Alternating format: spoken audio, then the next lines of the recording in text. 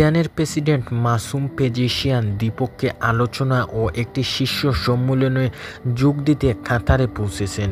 বুধবার 2 অক্টোবর শুরু হওয়া এই সফরে তিনি এশিয়ার দেশগুলোর সহায়তা নিয়ে ইসরায়েলের বিরুদ্ধে অবস্থান জোরদার করতে চান। মধ্যপ্রাচ্য চলমান উত্তেজনা ও আঞ্চলিক নিরাপত্তা নিয়ে পেজেশিয়ানের এই সফর গুরুত্বপূর্ণ বলে মনে করা হচ্ছে।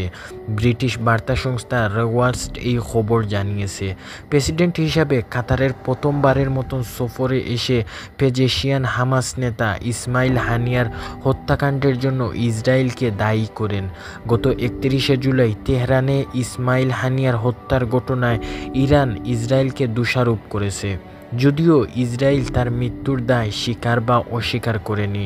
ইরানের স্টুডেন্ট নিউজ নেটওয়ার্কে পেজেশিয়ানের উক্তি দিয়ে বলা হয়েছে, আমরা শান্তি ও নিরাপত্তা চাই।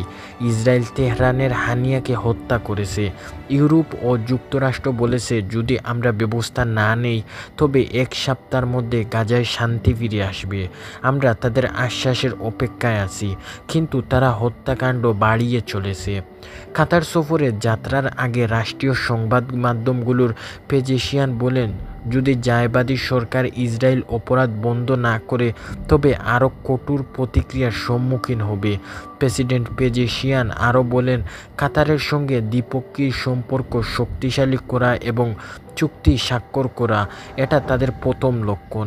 এছাড়া তিনি এশিয়ার কোনো অপারেশন ডায়াগের এবং শীর্ষ সম্মেলনের অংশ নেবেন বলে জানান তিনি আরও বলেছেন, দ্বিতীয় লক্ষ্য হলো এশিয়ার দেশগুলো কীভাবে মধ্যপ্রাচ্যের ইসরায়েলের অপরাধ ঠেকানো এবং শত্রুদের দ্বারা সৃষ্ট এবং আধিরতা রোধ করতে পারেন তা নিয়ে আলোচনা করা।